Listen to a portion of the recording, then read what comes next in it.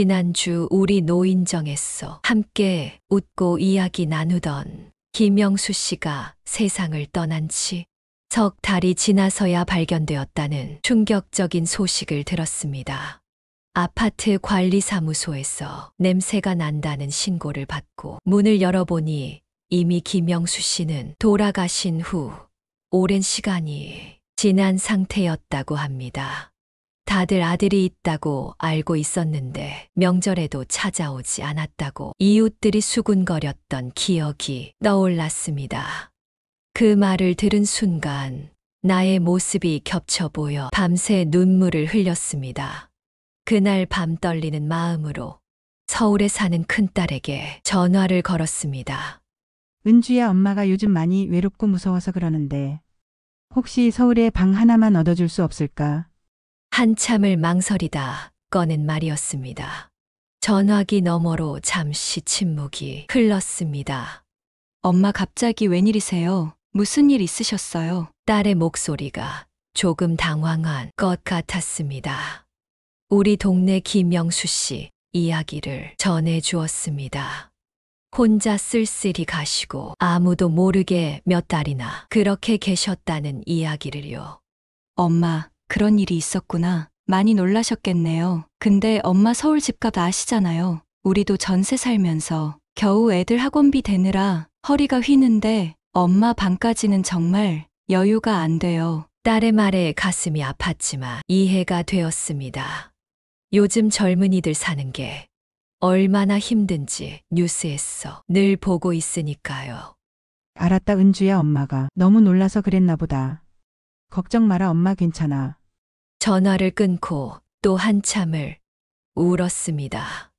다음 날 작은 딸 미경이에게도 같은 내용으로 전화를 했습니다.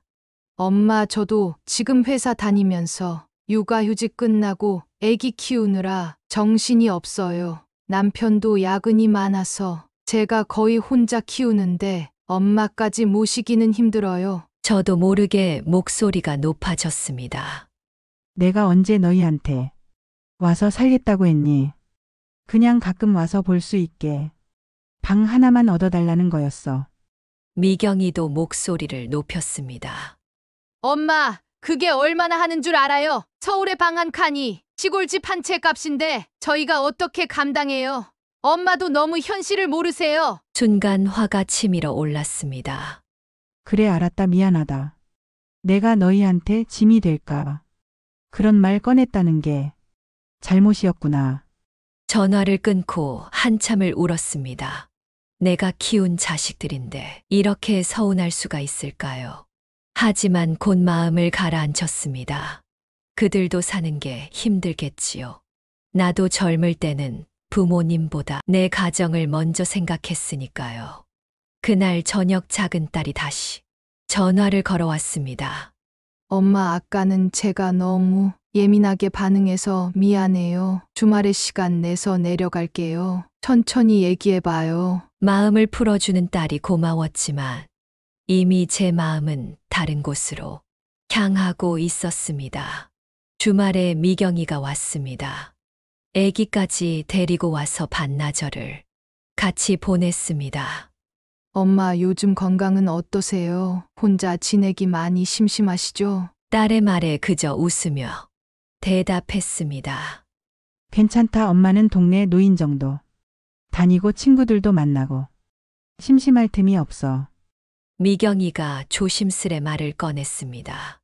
엄마, 사실 우리가 엄마 모시고 같이 살면 좋겠지만 현실적으로 너무 어려워요. 집도 작고 남편도 내키지 않고 아기도 아직 어리고.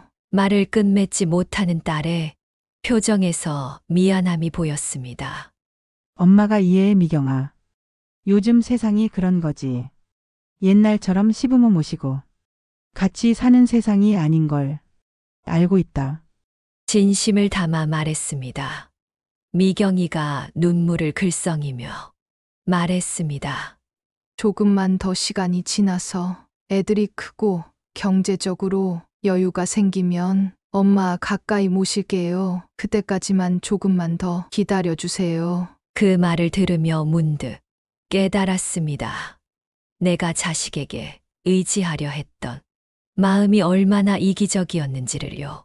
그들에게도 자신의 삶이 있고 짊어져야 할 책임이 있는데 나까지 짐이 되고 싶지 않았습니다. 미경이가 돌아간 거울 앞에 서서 오랫동안 나 자신을 바라보았습니다. 박순자, 당신은 혼자서도 충분히 강하고 괜찮은 사람이야. 자식에게 의지하지 말고 내 힘으로 끝까지 당당하게 살아보자. 그날 밤 오랜만에 편안하게 잠이 들었습니다. 꿈속에서 김영수 씨를 만났습니다. 웃으며 말씀하셨습니다. 순자 씨 인생은 결국 혼자 오고 혼자 가는 거요. 남에게 의지하지 말고 스스로 끝까지 당당하게 살아요. 다음 날 아침 일찍 일어나 노트에 크게 적었습니다. 내 인생은 내가 책임진다. 고독하게 죽지 않는 법을 스스로 찾아보자. 처음으로 제 노후를 위한 계획을 세우기 시작했습니다. 혼자 살다 쓰러지면 김영수 씨처럼 아무도 모르게 가는 건 아닐지 그 생각이 머릿속을 떠나지 않았습니다. 스마트폰으로 독거노인 지원을 검색해 보았습니다. 응급안전알림 서비스라는 제도가 눈에 들어왔습니다. 65세 이상 홀로 사는 어르신에게 안전장치를 설치해 주는 서비스였습니다. 다음 날 아침 일찍 동네 주민센터로 향했습니다. 어르신 무엇을 도와드릴까요? 젊은 공무원이 친절하게 물었습니다. 응급안전알림 서비스라는 것에 대해 알아보러 왔어요. 담당자를 찾아주었습니다. 박순자님 맞으신가요? 독거노인으로 등록되어 있으시네요. 응급안전알림 서비스는 대개 활동감지 센서와 응급호출기를 설치해드리는 서비스입니다. 상세히 설명해 주셨습니다. 신청은 어떻게 하나요? 여쭤보니 간단한 신청서 한 장만 작성하면 된다고 했습니다. 어르신 자격 조건은 이미 충족하셨고요. 일주일 내로 담당자가 방문해서 설치해드립니다. 정말 일주일 후에 기사님이 집으로 찾아왔습니다. 어르신 이 버튼은 화장실과 침실에 설치해드릴게요. 응급 상황 시 누르시면 119로 바로 연결됩니다. 활동감지 센서도 설치해 주셨습니다. 24시간 이상 움직임이 없으면 자동으로 신고가 갑니다. 설치가 끝나고 안심이 되었습니다. 이제 갑자기 아파도 도움을 받을 수 있겠구나. 하지만 뭔가 부족한 느낌이 들었습니다. 기계가 아닌 사람의 따뜻함도 필요하다는 생각이 들었습니다. 복지사님께 물어보니 독거노인 안부 확인 서비스 있다고 했습니다. 일주일에 2번 전화로 안부를 확인해드리고 한 달에 한 번은 직접 방문드립니다. 그것도 신청했습니다. 그러나 한 가지 더 필요하다고 느꼈습니다. 매일매일의 안부 확인이요. 카톡을 배워 노인정 친구들과 단체방을 만들자고 제안했습니다. 우리끼리 매일 아침 인사하고 이틀 연락 없으면 찾아가 보는 시스템을 만들어요. 노인정 친구들이 모두 동의했습니다. 스마트폰 교육도 신청했습니다. 복지관에서 매주 화요일 오전에 무료로 진행한다고 했습니다. 처음엔 어려웠지만 선생님이 친절하게 알려주셨어.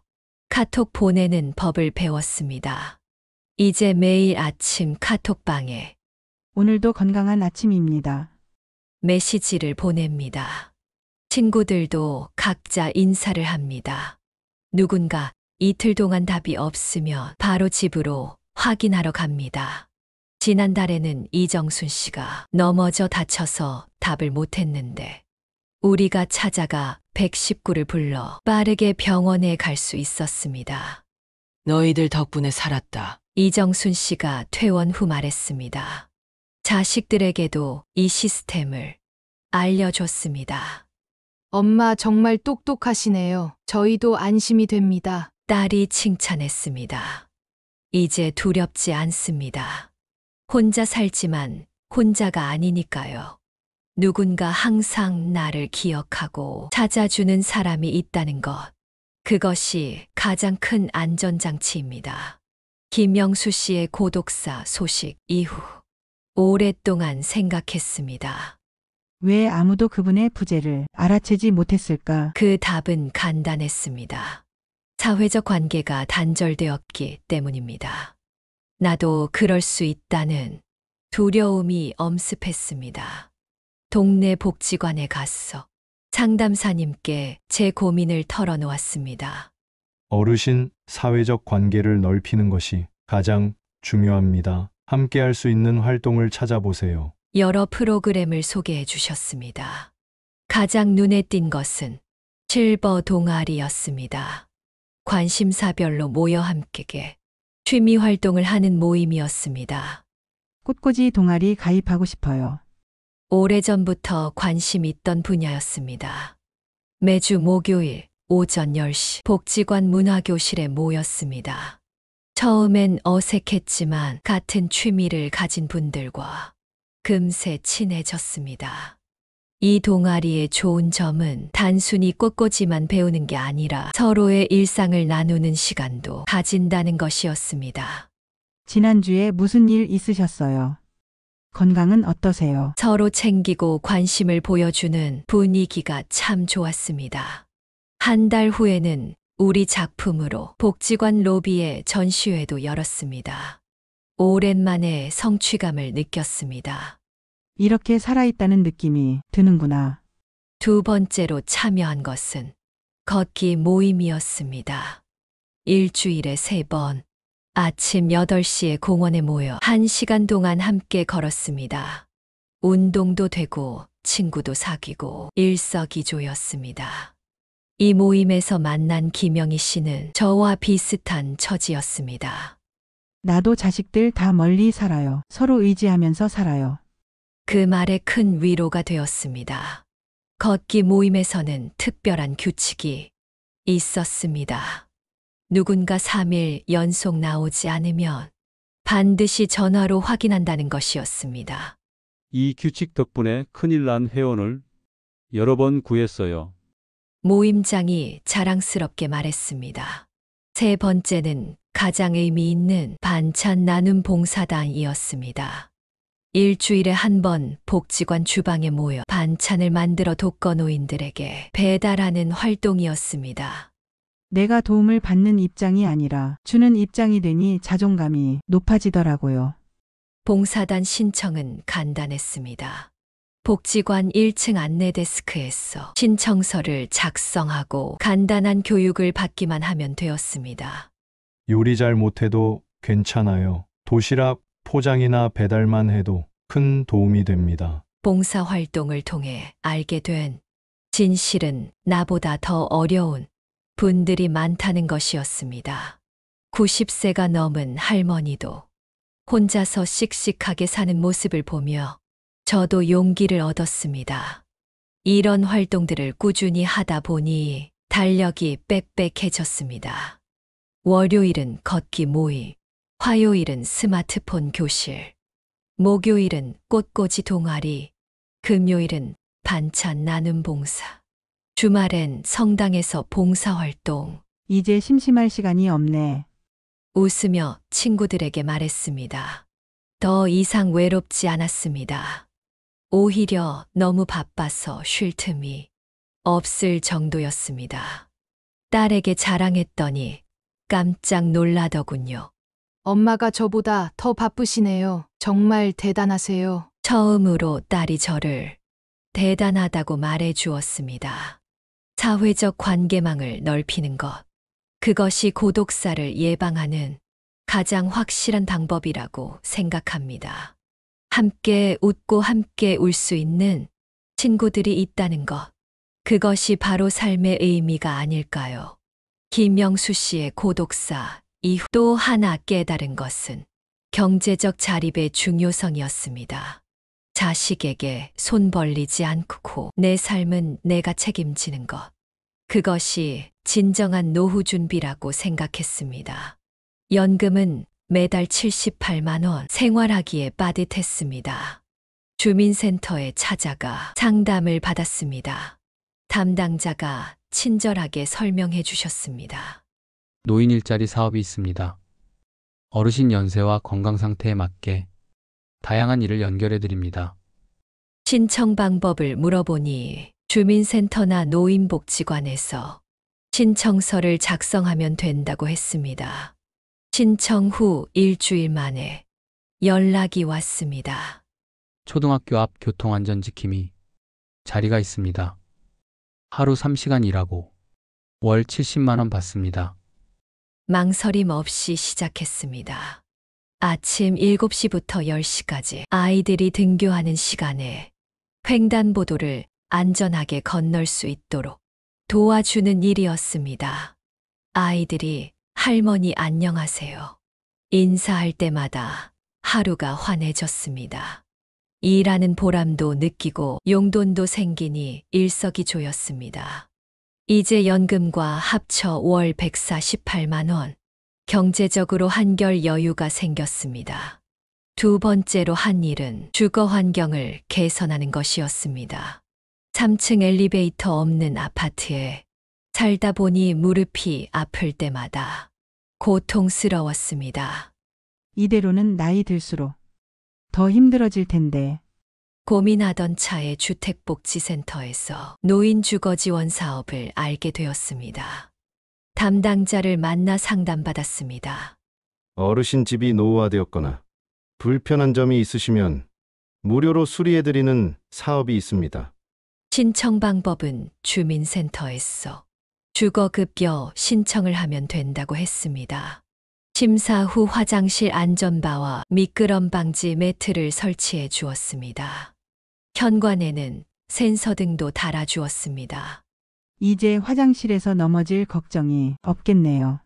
작은 변화였지만 안전에는 큰 도움이 되었습니다. 세 번째로 알게 된 것은 독거노인 공동생활홈이었습니다. 비슷한 처지의 어르신들이 함께 생활하는 공간이었습니다. 구청 복지과에 전화해서 자세히 물어보았습니다. 독거노인 5분이 함께 생활할 수 있는 공간을 제공해 드립니다. 월세는 10만 원 정도고 관리비는 공동 부담입니다. 신청 방법은 구청 복지과나 주민센터에서 신청서를 작성하며 대기자 명단에 올린다고 했습니다. 아직은 제 집에서 지내고 있지만 몇 년 후 거동이 더 불편해지면 이사 갈 계획입니다. 혼자 있는 것보다 비슷한 또래와 함께 생활하는 것이 훨씬 안전하고 외롭지 않을 테니까요. 이렇게 경제적으로 독립하고 주거 환경을 개선하니 자존감도 높아지고 삶의 질도 향상되었습니다. 자식들도 제가 스스로 잘 사는 모습을 보며 안심하는 눈치였습니다. 기대하지 않았던 일이 생겼습니다. 제가 시작한 작은 변화들이 주변에 영향을 미치기 시작했습니다. 노인정 친구들도 하나둘 저를 따라 변화하기 시작했습니다. 순자 씨 덕분에 용기를 얻었어요. 이정순 씨가 말했습니다. 우리 노인정 단체방에는 이제 25명이나 되는 회원들이 매일 아침 인사를 합니다. 한 분이라도 연락이 없으면 즉시 확인하는 시스템이 완벽하게 자리 잡았습니다. 지난달에는 박영호 씨가 갑자기 쓰러졌지만 우리의 빠른 대처 덕분에 골든타임 안에 병원에 도착했습니다. 의사 선생님이 말씀하셨습니다. 조금만 늦었어도 위험할 뻔했습니다. 정말 다행이네요. 제 작은 변화가 생명을 구하는 일로 이어진 것입니다. 그날 밤 감사한 마음으로 일기를 썼습니다. 오늘 나는 누군가의 생명을 구하는 일에 참여했다. 내 존재가 의미 있다는 것을 다시 한번 느낀다. 더 놀라운 변화는 가족과의 관계였습니다. 자식들에게 더 이상 의존하지 않고 스스로 생활하는 모습을 보여주니 오히려 그들이 더 자주 연락해오기 시작했습니다. 큰딸 은주가 전화했습니다. 엄마 요즘 페이스북에 올리신 활동들 보고 있어요. 정말 자랑스러워요. 제가 배운 스마트폰 활용법으로 SNS에 활동 사진을 올리곤 했는데 자식들이 그걸 보고 있었던 겁니다. 작은 딸 미경이도 달라졌습니다. 한 달에 한 번은 꼭 아이들과 함께 찾아오기 시작했습니다. 엄마 요즘 너무 바쁘셔서 시간 내주실 수 있을까 싶어요. 농담처럼 말하는 딸의 표정에서 뿌듯함이 느껴졌습니다. 손주들도 할머니에 대한 인식이 바뀌었습니다. 할머니, 유튜브도 보고 카톡도 하시네요. 대단해요. 칭찬을 들을 때마다 가슴이 뿌듯했습니다. 어느 날 미경이가 조심스레 제안했습니다. 엄마, 우리 집 근처로 오시면 어때요? 요양원 말고 실버타운이나 어르신 전용 아파트요. 저희가 자주 찾아뵐 수 있고 필요할 때 도움 드릴 수 있잖아요. 예전 같았으면 당장 좋다고 했겠지만 이제는 달랐습니다. 고맙지만 지금은 괜찮아.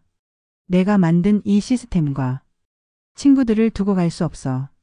나중에 정말 혼자 힘들어질 때, 그때 생각해 볼게. 놀랍게도 미경이가 이해해 주었습니다. 엄마 생각이 맞아요. 지금 엄마는 그 동네에서 정말 행복해 보여요. 나중에 필요하실 때 언제든 말씀해 주세요. 자식들과의 관계가 더 건강해진 것 같습니다. 서로 의존하는 관계가 아니라 존중하는 관계로 바뀌었으니까요. 오히려 제가 독립적으로 살아가니 그들도 마음의 짐을 덜고 자연스럽게 다가오는 것 같습니다. 지난 추석에는 온 가족이 제 집에 모였습니다. 오랜만에 북적이는 집안을 보며 행복했지만 더 행복했던 건 이제 그들이 떠나도 외롭지 않다는 사실이었습니다. 아들이 용돈을 주려 하자 처음으로 거절했습니다. 엄마 이제 돈 필요 없어. 교통안전지킴이 일도 하고 용돈도 충분해. 아들의 놀란 표정이 아직도 눈에 선합니다. 경제적으로도 안정을 찾으니 마음의 여유가 생겼습니다. 매달 조금씩 적금도 들고 비상금도 마련해 두었습니다. 갑작스러운 병원비나 약값에 더 이상 두려움이 없습니다. 주거 환경도 개선했습니다. 화장실 안전바와 미끄럼 방지 맷 덕분에 넘어질 걱정이 줄었습니다. 집 안 곳곳에 설치한 센서 등은 야간에 화장실 가는 길을 밝혀줍니다. 무엇보다 가장 큰 변화는 제 마음가짐이었습니다. 더 이상 인생을 걱정과 불안으로 채우지 않게 되었습니다. 나는 혼자가 아니다. 내 삶은 내가 책임진다. 이 두 가지 믿음이 저를 강하게 만들었습니다. 세월이 흘러 어느덧 75세가 되었습니다. 5년 전 김명수 씨의 일이 있은 후 제 삶은 완전히 달라졌습니다. 이제는 건강 100세 동아리의 회장을 맡고 있습니다. 노인 건강과 고독 예방을 위한 모임이에요. 우리 동아리는 지역 방송에도 소개되었습니다. 어르신들이 스스로 만든 안전망이 고독사를 예방합니다. 라는 제목의 특집 프로그램이었습니다. 구청장님이 직접 찾아와 감사패도 주셨습니다. 어르신들의 자발적인 활동이 우리 지역 복지의 모범입니다. 부끄러웠지만 뿌듯한 순간이었습니다. 더 놀라운 일은 제가 강사가 되었다는 것입니다. 노인 자립생활 지원 교육에 강사로 활동하게 된 것입니다. 제 경험을 다른 어르신들과 나누는 소중한 기회였습니다.